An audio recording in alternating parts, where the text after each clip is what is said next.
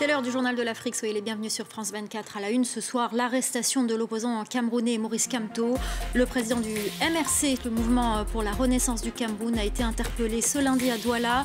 D'autres cadres du parti ont également été arrêtés. Nous serons en direct avec notre correspondant à Yaoundé, Marcel Amoko. Cette vague de violence dans le nord du Burkina Faso, au moins 4 soldats ont été tués ce lundi dans une attaque à Nassoumbou. Dimanche, 10 civils ont été tués dans l'attaque de leur village. Les détails de nos correspondants à suivre dans ce journal.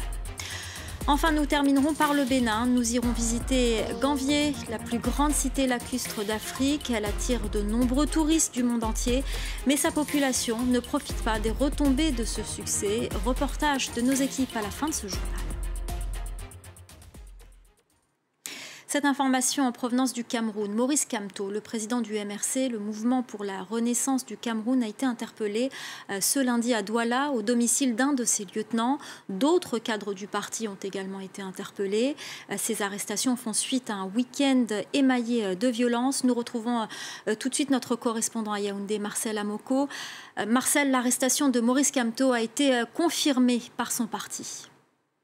Oui, c'est une vague d'arrestations qui vient de décimer la direction du mouvement pour la renaissance du Cameroun, le parti de Maurice Kamto, qui se considère toujours comme étant le véritable vainqueur de l'élection présidentielle du 7 octobre dernier et continue de dénoncer ce qu'il qualifie de hold-up électoral. Outre Maurice Kamto lui-même, qui a été interpellé ce soir à Douala, la capitale économique du pays, et qui serait en voie de transfert ici à Yaoundé, d'autres responsables du parti auraient également été interpellés, dont Alain Foguet, le trésorier, ainsi que Célestin Diamène, blessé ce week-end à Douala lors d'une marche interdite par les autorités. Depuis ces manifestations de samedi dernier, la tension est vive entre le gouvernement et les partisans de Maurice Kamto, qui accusent le pouvoir d'avoir fait tirer à balles réelles sur des manifestants pacifiques, blessant notamment une célèbre avocate, Maître Michel Ndoki. Une accusation de tir à balles réelles est réfutée par les autorités qui ont profité d'une conférence de presse pour mettre en garde au parti de Maurice Kamto. Le gouvernement a d'ailleurs brandi la menace d'une suspension, voire d'une interdiction pure et simple du parti de l'opposant. Pas vraiment de quoi faire baisser la polarisation qui monte ici, où 117 opposants ont officiellement été interpellés à travers le pays le week-end dernier. Un week-end marqué aussi par la mise à sac, notamment de l'ambassade du Cameroun à Paris, par des Camerounais de la diaspora qui protestent toujours contre une élection présidentielle qu'ils estiment avoir été volée à Maurice Kamto. Merci beaucoup Marcel Amoko. Nous suivrons bien entendu avec vous cette actualité au Cameroun sur France 24. Le Burkina Faso renoue avec la violence. 4 soldats ont été tués ce lundi à Nassoumbou, dans le nord du pays. C'est la deuxième fois que cette position avancée de l'armée est la cible de groupes armés. Dimanche, 10 civils ont été tués dans l'attaque de leur village, toujours dans le nord. La correspondance à Ouagadougou de Bangali Touré et Kalidoussi. C'était aux alentours de 5 heures ce matin qu'un groupement de forces de sécurité de Nassoumbou a été attaqué par des terroristes. 4 soldats ont trouvé la mort et 4 autres ont été blessés selon un communiqué de l'armée. Déjà, dimanche après-midi, 10 civils ont été tués par des individus armés non identifiés à Sikiré, un village dans cette même région du Sahel. Et face à la multiplication d'attaques en ce début d'année, c'est l'incompréhension qui domine dans l'esprit des Burkinabés, comme nous l'explique le docteur Yara Batchoula, sociologue du terrorisme. Nous entamons l'année avec ces attaques et c'est le retour en force dans cette zone. Après donc l'axe de l'Est qui a été perturbé sur une certaine période, ils reviennent avec beaucoup de détermination. Parce que vous voyez 300, 400 terroristes qui s'alignent sur une colonne humaine comme ça. Ils arrivent et ils envoient donc des roquettes sur les positions justement donc de ce groupe antiterroriste. Malgré l'instauration de l'état d'urgence dans cette région depuis plus d'un mois, la tendance ne s'est pas inversée. Mais ce qui est certain, c'est que les Burkinabés attendent beaucoup de Chérif Sy, le tout nouveau ministre de la Défense. Arrivera-t-il à imposer l'autorité de l'État dans cette région du Sahel qui semble être aujourd'hui une zone de non-droit ? Le Tchad a rendu hommage à ses soldats morts au Mali, 10 casques bleus de la MINUSMA qui avaient été tués dans le nord du pays le 20 janvier dernier. Les soldats ont été décorés à titre posthume. La cérémonie s'est déroulée en présence du président tchadien Idriss Déby, du patron de la MINUSMA et d'officiels tchadiens et maliens. Le chef de l'État Emmanuel Macron est en Égypte. Il y a rencontré son homologue égyptien, le président Abdel Fattah al-Sisi, qui va prendre la tête de la présidence tournante de l'Union africaine. Il va succéder à Paul Kagame. Mais l'Égypte est souvent pointée du doigt pour son manque d'intérêt porté à l'Afrique subsaharienne. Nicolas Germain.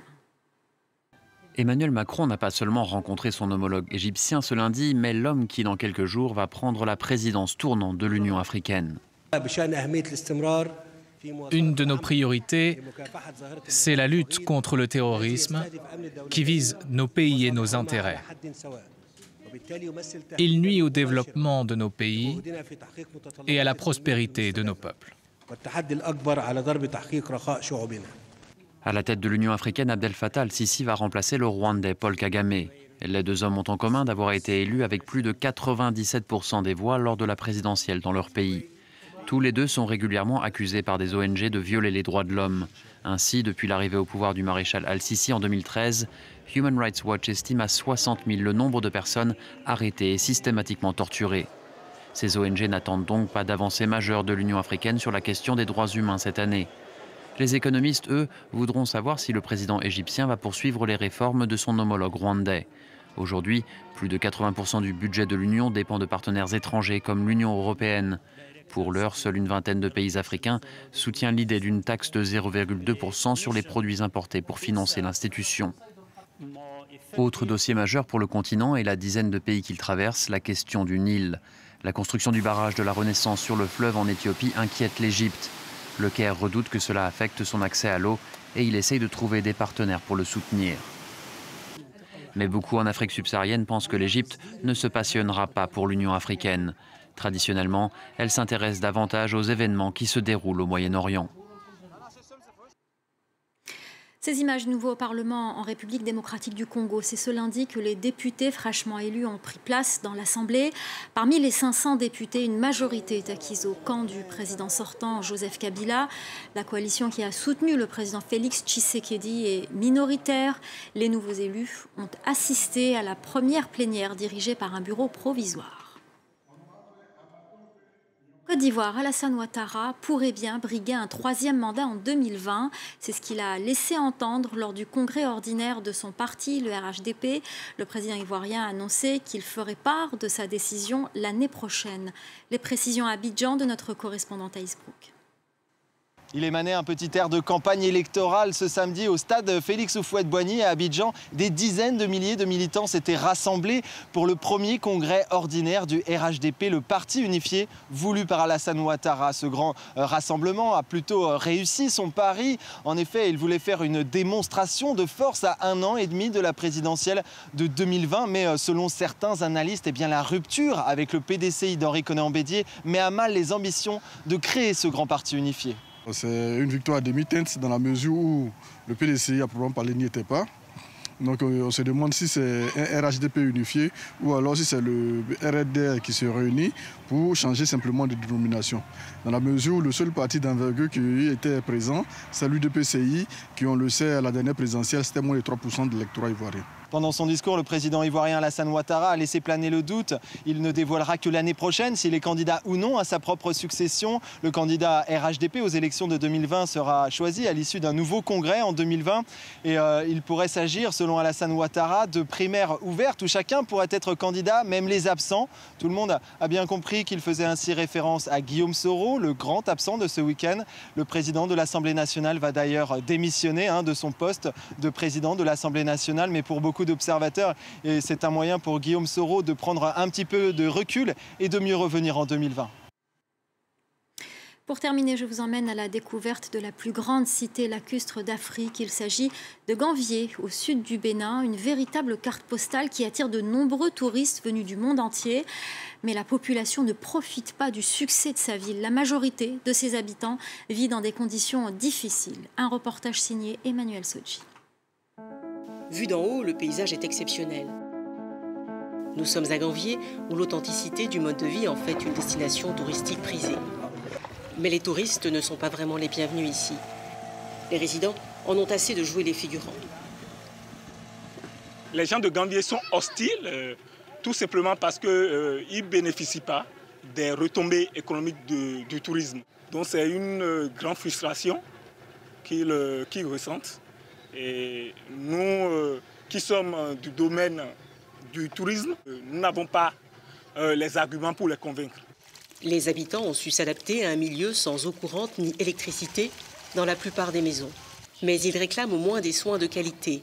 La deuxième jumelle de Maxime Lokossou est morte à la naissance en raison d'un sous-effectif et de l'absence d'oxygène dans la seule vraie maternité. Les gens de Ganvié sont hostiles car ils ne bénéficient pas des retombées touristiques. Ils ressentent une grande frustration. Nous n'avons pas les arguments pour les convaincre. Pour les 120 000 habitants de la commune, il n'y a qu'un médecin, à 1 heure de rame.